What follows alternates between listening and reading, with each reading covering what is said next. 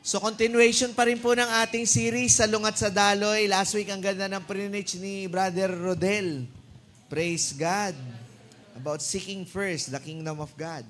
So, ngayon naman, ang pag-uusapan natin is the treasure that lasts. Kayamanang panghabang buhay. Sino dito gusto mo maging mayaman? O, konti lang pala kami, Lord. Yung ayaw maging mayaman, kami na lang payamanin mo. Sino dito gusto maging mayaman? Pakitaas ang kamay. Walang masama dun. Basta ang puso mo ang sinusunod si Lord. Amen? At hindi ang kayamanan. Kanina, nilapitan ko si Tatay Mario. Sabi ko, Tay, meron akong good news sa'yo. Sabi niya, ano yun, Pastor? Magpapakisami kami sa bahay. Gusto ko sana ikaw ang kunin ko. Kasi nagkakarpentero si Tatay Mario. Sa mga nangangailangan po ng karpentero. Si Tatay Mario, pag siya po ang karpentero ninyo, kahoy lang ang budget nyo, sisimentohan niya. Ay, iba pala yun. Sabi ko kay Tatay Mario, Tay, may good news ako sa'yo. May trabaho, papakisami kami. Yun, sa'yo si Tatay Mario. Ang bad news, wala pa akong pera. Sabi niya, sana inuna mo muna yung bad news. Sabi ko, hindi, puro good news lang tayo dito. Okay? So, tayo, alam natin, kailangan natin ng pera. Sino dito hindi kailangan ng pera? Di ba? Sino dito naniniwala, masama ang pera? Di ba, ako na lang ang maging masama, bigay nyo na lang sa amin, no? Kidding aside, yun po yung gusto nating maging, tama sa paningin natin ngayon. Alam ninyo, kung titignan natin sa mundo ngayon, parang lahat ng bagay may isang direction lang towards material success. Kailangan mayaman ka, kailangan comfortable ang living mo, kailangan meron kang updated and upgraded gadgets, sasakyan, bahay. Nakuha natin, masyado tayong over-familiar, masyado tayong hook up sa mga bagay na palagay natin nagbibigay sa atin ng totoong success sa buhay. Para bang ang sukatan ng halaga ng tao ngayon, sa panahon natin ngayon, ay kung gaano karami ang kayamanan niya. Kung gaano karami ang likes niya sa social media at kung gaano siya kasikat. Sino dito may account ka sa Facebook tapos may mga 2,000 kang likers at followers, di ba? Kami ngayon, nagbabawas na kami. Kasi ako honestly, hindi ko nakilala yung iba eh. Mga kanya-kanyang ad na lang eh. So, may mga pagkakataon na nadadala tayo sa ganyan. Uy, ang ganda nung post ko, naka 300 likes. Naka 300 likes. Pero yung mo dun, naka-post mo lang doon, Ano yun? Meron niyang sikat ngayon na sa... Hindi ko alam kung sa Instagram to, pero napapanood ko siya sa Facebook. Ang ginagawa niya lang, pag sumasayaw siya, gumaganon lang siya. Pero grabe yung likes niya, 100,000 likes. Sabi ko, pag ako gumawa niya, baka mamaya puro haha matanggap ko eh. Nakukuha natin, minsan gano'n natin minimeasure yung mga gusto natin sa buhay. Nakukuha natin, pero... Iba ang sinabi ni Jesus dito sa pag-uusapan natin sa Matthew 6:19 to 24. Tinuruan niya tayo kung paano sumalungat sa daloy, sa kung paano susunod sa daan ng Diyos. Na kahit walang maraming followers, basta tama, kay Lord ka papunta. Amen? Kung titingnan natin, ito kanina ko lang ginawa tong PowerPoint na to. Isip ako ng isip, Lord, paano ko ba ma-express sa congregation ang treasures in heaven? Nakita niyo po ba yung picture? May anyone na makakapagbigay ng sagot dito, may premyo sa akin mamaya. Care of Shane. Shane, may dala ka bang ngayon? Ayun. Mamaya, kiklaim ninyo. Sino po ba makakapag-interpret ng picture? Picture lang. Wala? Sige po, Nay. Ano po yan? Gold bar. Ang kulay niya ay gold. Opo. Huwag po kayo magalit. Joke lang po.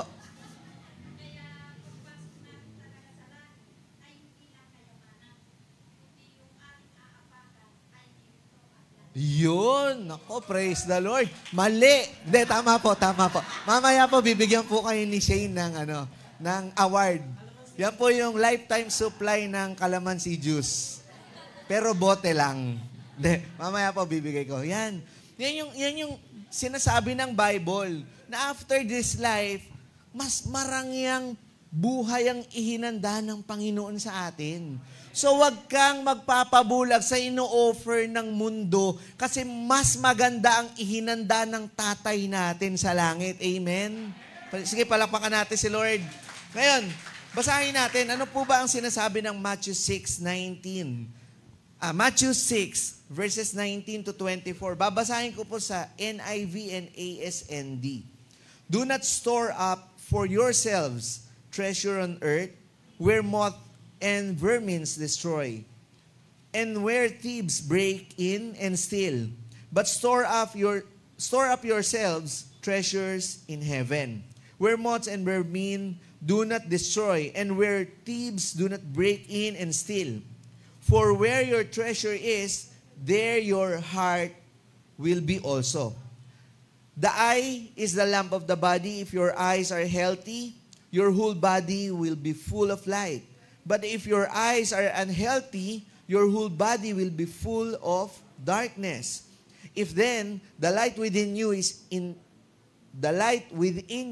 darkness,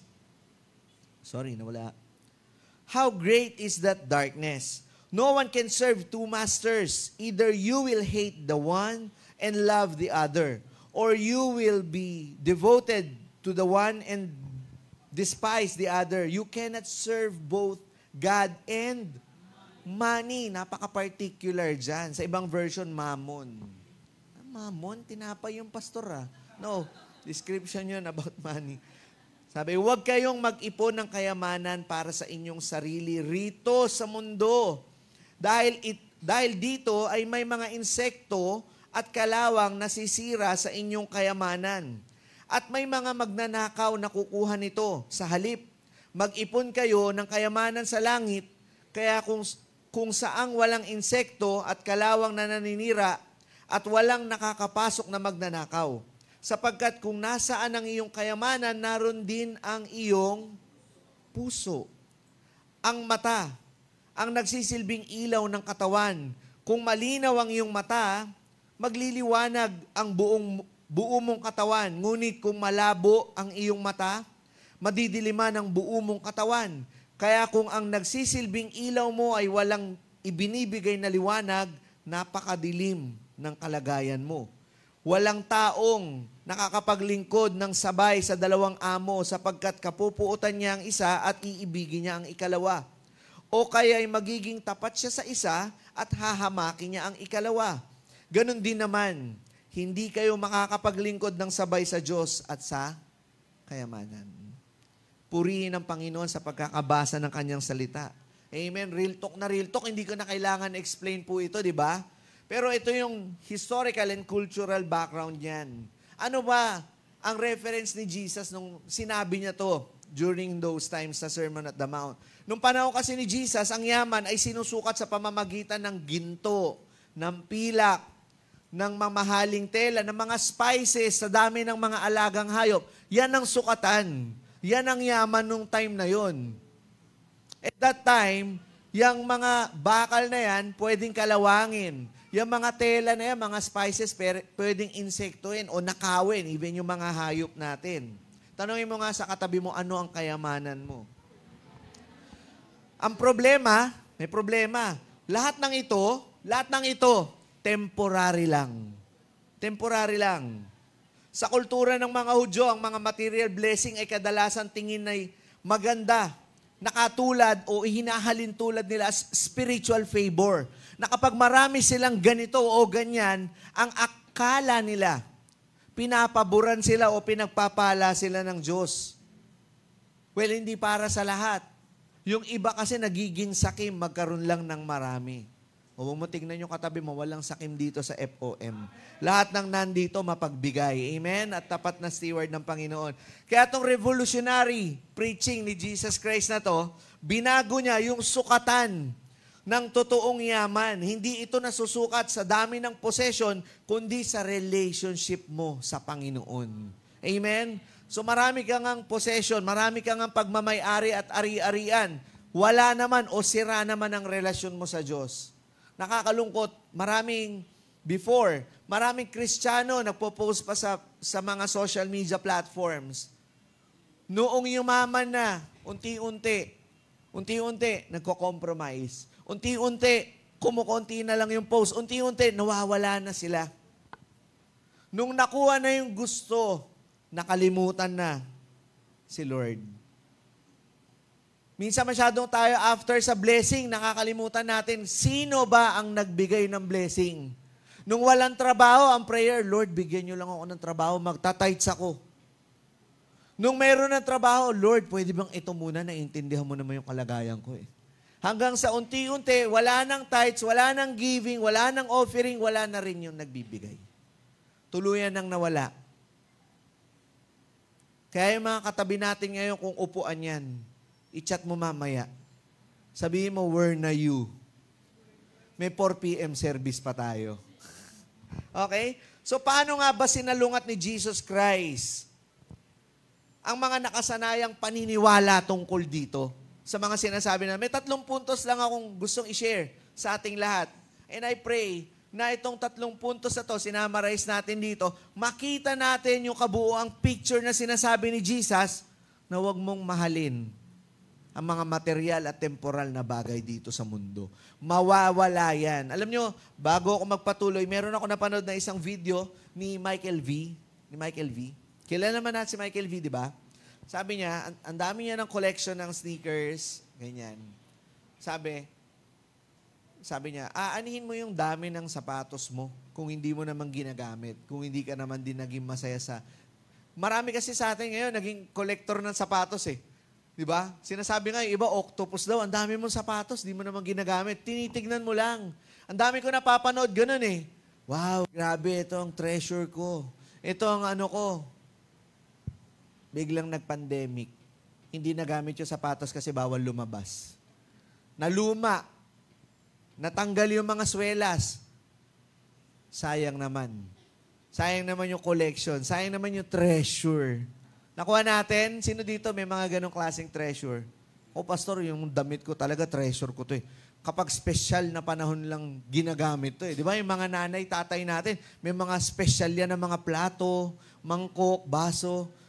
Meron pa bang ganon dito? Sa bahay namin may ganon pa. Mas matanda pa sa akin yung mga plato. Matanda pa sa akin, nakalagay doon, 2000 BC. Sobrang tagal na pala yun. Mga matatagal ng gamit. So yun, hindi ko sinasabing tinetreasure pa yun ng mga magulang ko. Sinasabi kasi nung iba, hindi kasi pastor, hindi ko naman tinetreasure. Meron lang sentimental value. Kino-cover lang natin. Pero ang totoo, hirap na hirap ka pag may nabasag, lalo may bisita, nabasag yung plato. Por Diyos, por santo, kay barbaridad. Hindi mo alam, panahon pa ng mga Kastila yan. Tapos sasabihin nung nakabasag, ay sorry po, kala ko bago. Luma pala. Diba? Ganun tayo. Ganun natin pahalagan yung mga material na bagay sa atin. Bago yung kotse mo. Nasandalan lang nung kapatiran sa church. Ang ganda naman nito. Magagalit ka ngayon. Sinasandalan mo yan, hindi pa fully paid yan. Di ba? Yung sasakay ng kotse, teka, magpagpag ka muna. Masyado mong pinapahalagahan eh. Pastor Eric, ganun ka rin naman eh. Oo, dati. Nakuha po natin, even me. Akala ko ligtas ako sa ganun. Masyado pala ako na-obsess kasi nung first car ko, masyado ako maingat. Personal testimony, nagasgasan. Sumabit ako sa tricycle, tumawag ako ngayon kay Pastor Jack, Pastor, may kilala ka bang ano? Lambot na lambot ako talaga, nilagnat ako, di ako makakain ng maayos. Sabi ni Pastor, tumawa lang. Okay lang yan, paramihin mo pa para isang gawaan. Alam mo, sabi ko, grabe naman tong pastor ko, hindi naiintindihan yung nararamdaman ko. Grabe mag-encourage si pastor dyan. Tapos, na-realize ko, ang mga gamit na to talaga maluluma. Magagasgasan. Pero hindi ibig sabihin, hindi mo dapat ingatan. Kasi yung mga pinagkatiwala ni Lord, pinaiingatan niya yan. Pero wag mong mahalin yan ng mas mataas pa kaysa kay Lord. Nakukuha natin? So, na-rebuke na tayo agad doon, di ba? Ako din. So, ano yung point number 1? Point number 1 here is right choice of treasure. Sa verse 19 to 21, sabi ni Jesus, do not store up for yourselves treasure on earth, but store up for yourselves treasure in heaven. For where your treasure is, there your heart will be also. Ang treasure mo, ang magpapakita kung nasan talaga ang puso mo. Pakita natin yung picture. Pinakita mo na. Ayan. Kahapon lang yan. Kahapon, binigyan ako ng baon. Sabi ko sa kay Pastora Abby, dagdagan mo naman kasi magla-life group ako eh. So dinagdagan niya. Pero yung dinagdag niya na yon, alam ko na kung saan pupunta yon. At ever since naunawaan ko na ang pera ay mabuting alipin pero masamang master.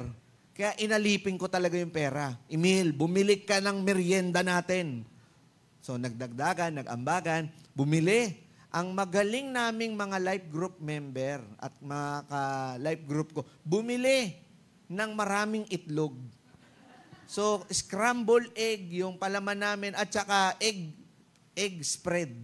Sabi ko, hindi man lang kayo namili ng iba?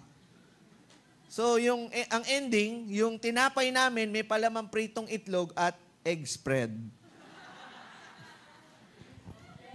Anong point ko doon? Alam mo kung saan mo i-invest ang pera mo. Nakukuha natin? Alipinin mo ang pera, hindi pera ang mga alipin sa'yo. Right choice of treasure. Alam nyo bakit ito ang naisip kong picture? Marami dyan mga baguhan. Ngayon lang natin nakita sa church. For ilang months, uma-attend. Pero meron din kayo makikitang mga luma. Yun na yung mga old investment ko o natin. One way or another, naisama na natin sila sa mga konting kainan, gatherings natin. Tumatatak kasi yun eh. Sa church, tanggap ako kahit may bagsak ako sa school. Kahit meron akong pangit na nakaraan. Kahit pangit ugali ko, tanggap ako sa church. Bakit? Kasi tama yung investment na nagagawa natin dito. Where, alam nyo, nag-i-invest tayo, yun ang iniipon nating treasure. Yung good relationship sa Diyos at sa tao. Nakukuha natin, yung mahal natin si Lord at mahal natin yung mga taong nagmamahal kay Lord at yung mga ilalapit natin kay Lord. Yung 250, kulang na kulang yon para bumili ako ng On Cloud at ng Jordan 1 Chicago version. Kulang na kulang yon. Kasi ang isang pares ngayon, 6'8", 7K. Pero yung 250, ilan yung kumain, ilan yung natuwa. At habang kinakain namin yun, nag-aaral kami ng salita ng Diyos. What's 250 for investment? Iniipon na natin to, hindi sa lupa, kundi sa langit. Amen? Dahil pag meron tumanggap kay Lord, dahil nakakain siya ng egg sandwich. Grabe, Lord, sarap na ito. Ba't dati hindi ako nasasarapan dito? Pero habang kinakain ko to, grabe namnam ko to. Nagpe-praise report nga si Brother Darwin. Si Brother Darwin, ang ating faith warrior. Sabi niya, Pastor, grabe tuwan-tuwa si Brian. Kasi nakita niya na yung grupo na gusto niya samahan. Marami siya natutunan. Praise God. May nanalangin, may nag-invite, may trumabaho, may nagturo, may nagpakain. Investment sa langit. Nakukuha natin, hindi tayo gumagastos at nawawalan. Naiipon natin yan sa kalangitan. Amen? So parang cellphone. Kapag bumili ka ng iPhone 16 Pro Max fully paid, ngayon, August, September, nandyan na yung iPhone 17 Pro Max Ultra, Violet Rays, Gamma. After ilang months, wala pang 1 year. Lalabas na si iPhone 18. Ano ibig sabihin nun? Yung investment mo, sa iPhone or sa ibang material na bagay, saglit lang talaga. Saglit lang, maluluma na, mawawala na, masisira na. After ilang years, ma-obsolete yan. Pero alam nyo, yung mga relationship, yung mga pagtatanim natin sa langit, eternal yan. Amen? Alam nyo, nakakalungkot mang mapag-usapan, pero para ito sa kapurihan ng Panginoon. Si Tatay Aban, yung tatay ni Pastor MJ, ay umuwi na sa Panginoon. Alam nyo, hindi siya preacher, hindi siya pastor. Actually, small worker siya sa simbahan. Kapag walang maupuan, ino-offer niya yung upuan niya. Kapag kami uuwi ng Batangas, pinagluluto niya kami, pinag-aayos niya kami ng matutulugan. Ganun yung ginagawa niya. Hinahanapan niya kami ng parkingan ni Pastor. Nothing special kung sa paningin ng iba. Pero alam niyo, dun siya tumatak. Yung good and godly relationship niya. So nakapagtanim siya, nakapag-store siya ng right treasure in heaven. Marami siyang na-inspire at na-motivate na mga kamag-anak at kaibigan niya. Dahil nakita, imposibleng magbago tong taong to eh. Pero nung nakita siya, praise the Lord, ang dami niyang nahipong buhay at isa na po ako doon. Praise God. So, meron lang akong kwento, may isang bata, sabi ng tatay niya, anak, malapit na birthday mo. Anong gusto mo? Bibilang kita ng bagong kotse? O bibili tayo ng, mag-i-invest tayo sa college plan mo? Sabi ng anak, kotse na. Kotse na. Para pagpasok ko ng college, pogi ako. So, to cut the story short, binili yung kotse, naluma yung kotse, sad to say, hindi siya nakagraduate ng college. Masyado niyang minahal yung kotse na binigay na yun. So, anong moral nito? Itong short story na to. Short-term pleasure can rob a long-term blessing. Kung sana tama ang pagpili natin at pag nag-i-investan natin, mas matagal sana nating nakikita at lalong-lalo na for eternal at para sa kapurihan ng Panginoon. So kung gusto mo na malaman kung nasaan ang puso mo, tignan mo kung saan mo nilalagay ang pinakamaraming oras, lakas at resources mo. Yan ang pang-heart check. Ngayon, kamusta ba? Saan ka nag-i-invest? Tingnan mo yung katabi mo, saan ka nag-i-invest? Evaluate mo ngayon. Pagod ka ba lagi sa trabaho kasi puro ka trabaho? Lagi kang nauubusan ng pera kasi kung saan-saan mo ginagastos? Alam niyo, nakakatuwa yung mga youth dito. Nagtutulong-tulong sila, mag-chip in para meron silang pang-decorate ng mga kanilang paraphernalia pag may youth gig. So, praise God, ang daming umaaten pagka youth gig na be-bless dahil napaghahandaan ng mga youth. Amen? So, pangalawa, kung may right choice of treasure, kapag tama ang choice mo sa mga kayamanan mo, susunod dito, magiging tama rin ang focus mo. So, right focus. Sinabi sa verse 22 to 23.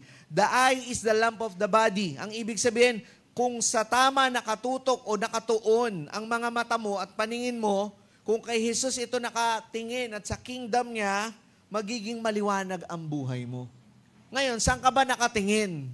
Kasi pastor, pag pumupunta kami ng mall, tinitignan ko yung bagong vacuum cleaner.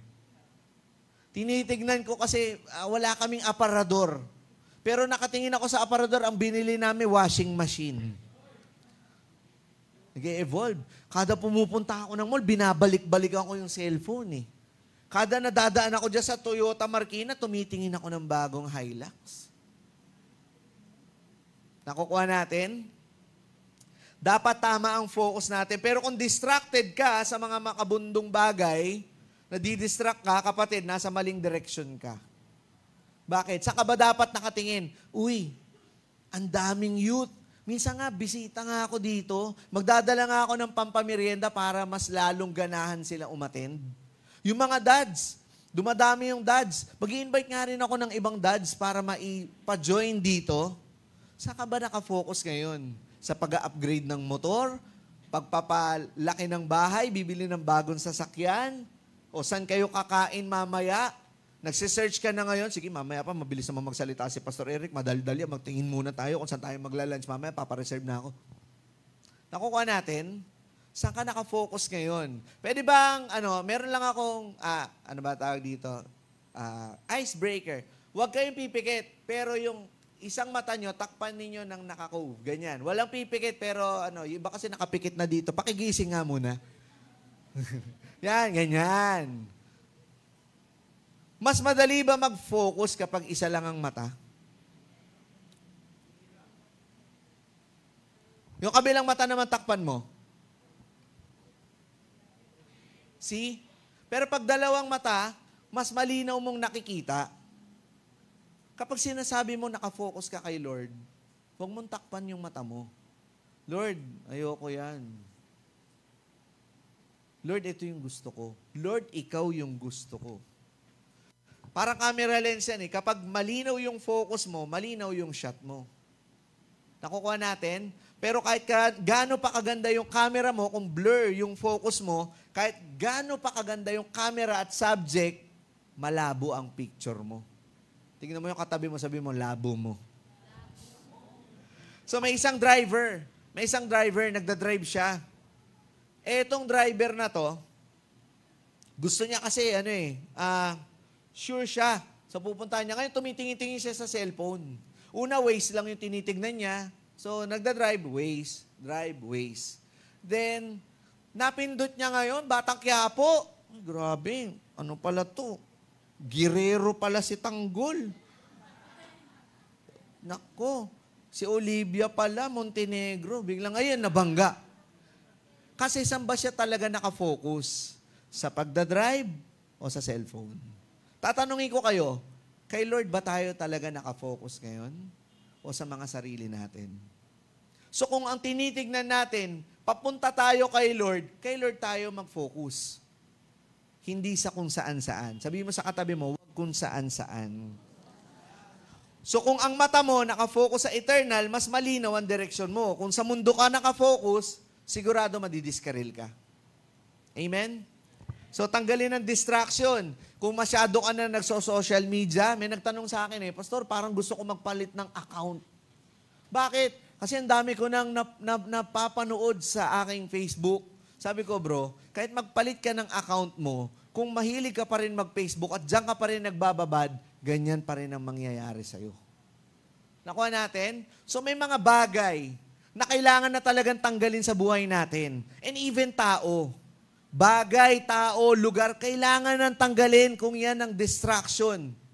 Kung yan ang maglalayo sa'yo kay Lord, tanggalin na yan. Sabi mo sa katabi mo, tanggalin kita. Sige nga, apiran mo sa mukha yung katabi mo. Sabi mo, apoy, appear. Minsan kasi may mga tao sa buhay natin, sarap yakapin sa liig, no? Love na love, sa liig, higpitan mo. So, kung malinaw at tama ang focus mo, madaling makita kung sino ang sinusunod mo. Kanina, right choice of treasure. Then, right focus. Ngayon naman, right master. Verse 24. Right master. Sabi ni Jesus, no one can serve two masters. Either you will hate the one and love the other, or you will be devoted to the one and despise the other. You cannot serve both God and money. So either si God ang master mo o ibang bagay. Pera, trabaho, comfort, success, or sarili. Sarili. Having two masters doesn't work. It creates a divided heart and double-minded living. Malalaman nyo naman kapag hirap kayo magdesisyon, magsisimba ba ako ngayong 10 a.m. o 4 p.m.? Doon pa lang, meron ka nang dapat bantayan. Hindi, sa 10 a.m. ako lagi. Kasi nandun yung mga ka-life group ko eh. Eh, paano kung dalawa, nasa 10 a.m. at saka 4 p.m.? Hindi, itong linggong to, 10 a.m. at 4 p.m., magsisimba ako. Pagkatapos ito, tsaka gagawin yung ibang bagay. Yung iba kasi uunahin maglaba eh. Pastor Eric, galit na galit ka sa naglalaba. Eh kasi ewan ko ba't linggo pa naglalaba? Laba bago magsimba. Po-promote ko na nga yung pinagpapalaba namin ni Macho dyan eh. Mabilis po yung laundry dito. Dalhin niyo yung laundry, ginagawa ni Denzel yun, mga kapatid. Dinadala ni Denzel dito, galing pa ng Tugiguraw, no bro? Galing pa ng Eastwood. Dala-dala yung labada, tapos papalaundry dyan, tapos tutugtog dito maghapon. Praise the Lord. Hallelujah. Walang dahilan para hindi ka, pambihira, labada lang, napigilan ka para gamitin ni Lord. Pastor, maraming hugasin. Yung mga anak ko sabay-sabay umiiyak. Wala kami punta kayo dito. Kuha po natin, dito nyo pa iyakin yung anak nyo sabay-sabay, pasok na sa kids room. Nagugutom kayo, may kape dyan, magpakalunod kayo sa kape. Minsan bigla na lang may susulpot pagkain dyan eh. Please, wag nating bigyan ng dahilan para iba ang maging master mo. Dahil malinaw na sinasabi ni Lord, namatay ako para sa'yo. Tapos iba ang pipiliin mo. Amen. Nandiyan pa tayo? Walang pinag-aiba dyan. Nagmamaneho. Dalawa yung naka-on. Isang Waze, isang Google Maps. Magkaiba yung direksyon. Si Waze naghahanap ng shortcut. Si Google Map yung actual na daan. Si Waze kasi may sa waste of time talaga eh. Isipin mo, sino susundin mo dun sa dalawang GPS na yon? Sabi dito kaliwa, sabi dito kumanan, ma-aksidente ka nun. Same it goes. Sino pipiliin mo? Yung offer ng mundo at sarili mo o si Lord? You cannot serve two masters at the same time. Kaya kailangan mamili ka at ang piliin mo, yung tama. May kwento ako, may isang corporate employee. Gusto niya lumaki yung sahod niya. Ngayon, habang employed siya, nag-moonlighting siya, nag-apply din siya sa isang company online naman. So, sabay siya nagtatrabaho.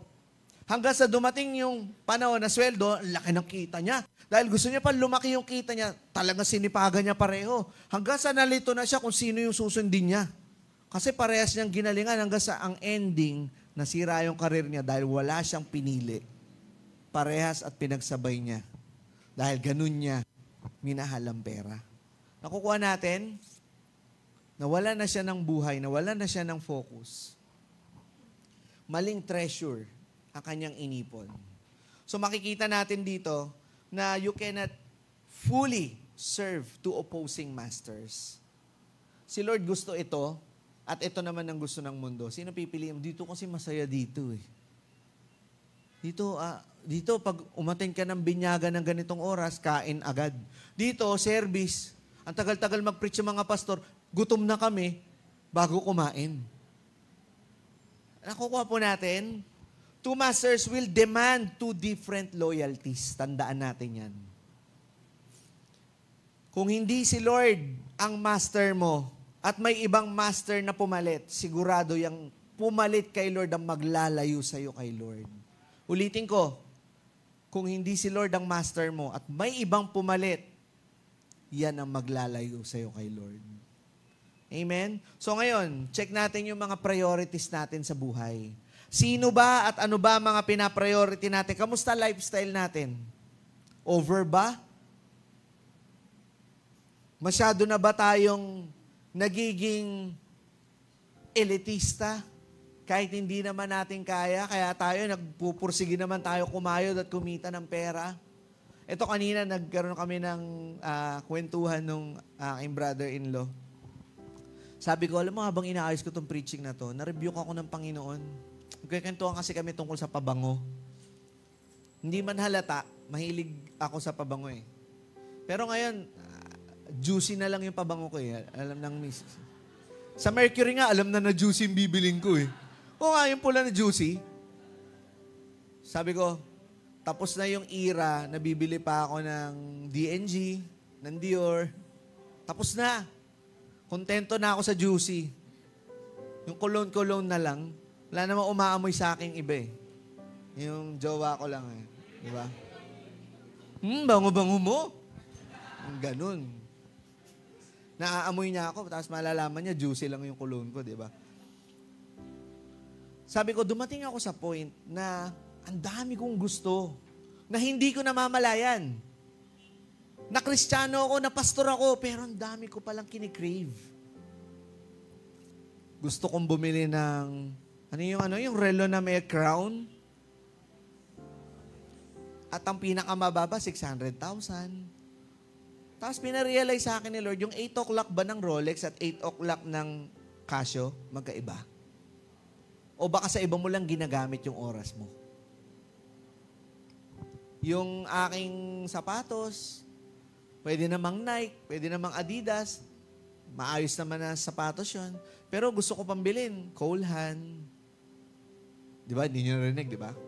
Pang alta yun. Nakiki-alta-alta lang ako eh. Bibili ako, 9,000 na sapatos, tatapakan ko lang yung 9,000.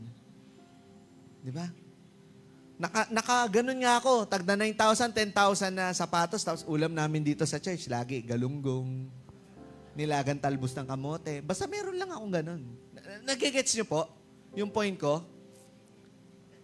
Ipinapakita na sa atin ni Lord anong kaibahan ng sumusunod sa Kanya at susundin ng mundo. Kapag si Lord ang sinunod mo, si Lord ang magbibigay ng kakontentuhan at kakaibang kasiyahan sa puso mo. Meron ako nakakwentuhan, dinefine namin, Pastor, nalulungkot kasi ako ngayon eh. Parang biglang nawala yung joy sa puso ko. Sabi ko, bro, wait lang. Ang joy na nilagay ni Lord, galing kay Lord at si Lord yan. Baka ang sinasabi mo, hindi ka masaya, hindi ka happy. Dahil ang happiness, dependent yan sa external.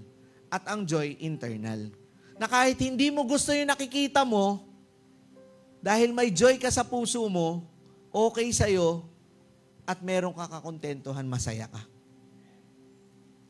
Pero kung happiness lang ang meron ka, pag tapos na ang kasiyahan, tapos na rin ang kaligayahan mo. Doon nakadepende. Hindi eh. Pag kay Lord at si Lord ang master mo, si Lord ang magpaparealize sa'yo kung ano yung ibig sabihin ng kakontentuhan sa buhay. Si Lord ang magpaparealize sa'yo na hindi mo dapat mahalin ang mga bagay na ino-offer ng mundo. Si Lord ang magbibigay sa'yo ng assurance na anak, mukha ka mang mahirap sa lupa, pero sisiguraduhin ko sa'yo mayamang ka dito sa langit. Dahil kalooban ko ang sinunod mo. Meron ka nga mamahaling gamit, hindi mo nga kabisado naman yung Matthew 28:19-20. Hindi mo na nga kabisado, hindi mo pa ginawa. Saan mo ininvest? Saan ka nag-ipon? Yan yung sinasabi, na pwedeng manakaw, masira ng kalawang, at insektuhin yung mga bagay na ini-investan natin. Pero dito, napakalinaw. Kailangan natin magkaroon ng treasure that last. Amen? So, ang challenge ko para sa ating lahat, check natin, kamusta ang kayamanan natin? Pwede ba tayong lahat? Natawagan ko ang praise team bago tayo mag-pray.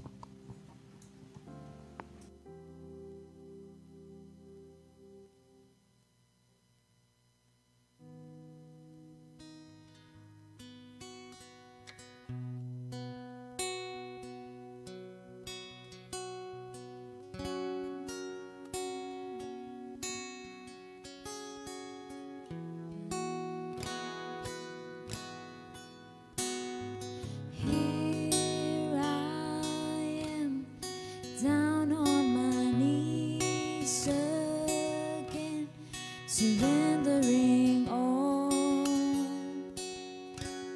surrendering all. Find me here, Lord, as you draw me near. I'm desperate for you. Desperate for you. I surrender. I surrender. I want to know you more. I want to know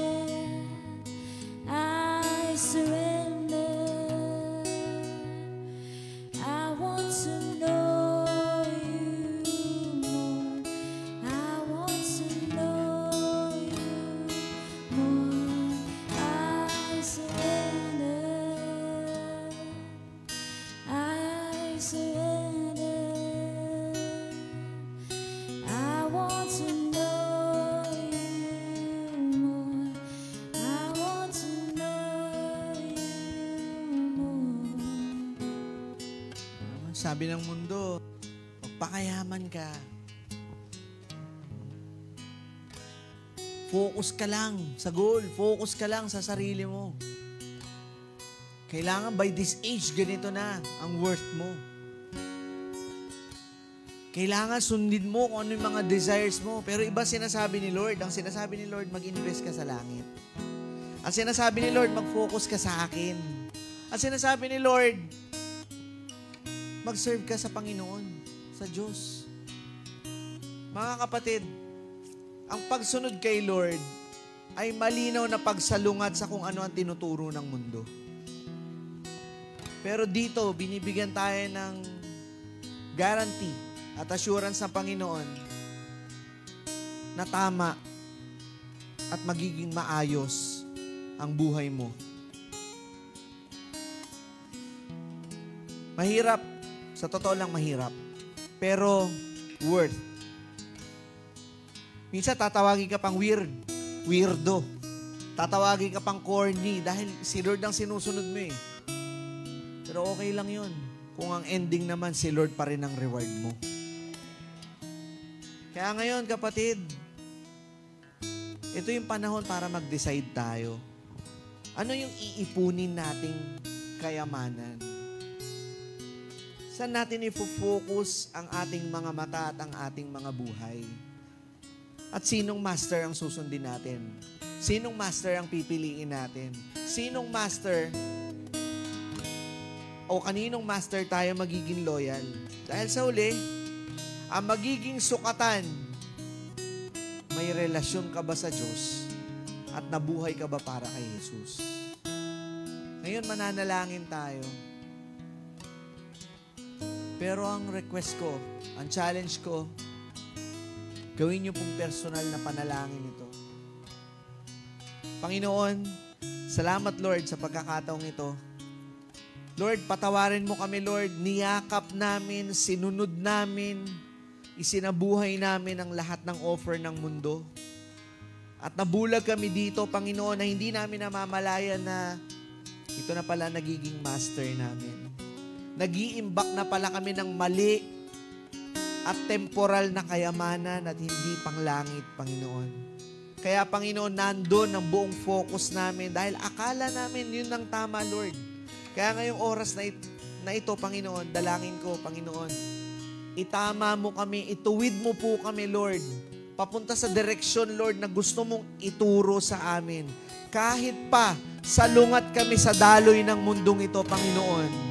Alam namin, Lord, na may kasiguruhan, Lord, na tama ang ginagawa namin sa mata ng tao, sa mata ng mundo, ang weird namin, Lord. Pero sa mata mo, wise kami, Panginoon. Dahil ang piliin ka, Lord, ay ebidensya ng karunungan. Lord, salamat, Panginoon. Dahil hindi mo kami tinigilan, hindi mo kami pinagsawa ang turuan at akayin pabalik sa iyo, Panginoon.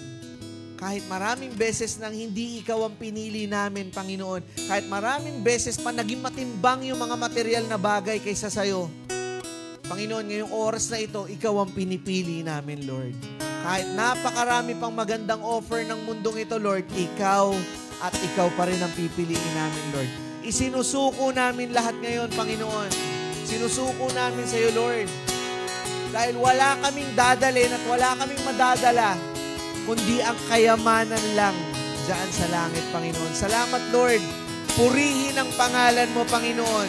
Salamat, Lord, sa iyo po lahat ng kapurihan sa tanging pangalan ng Panginoong Jesus. Amen. Amen.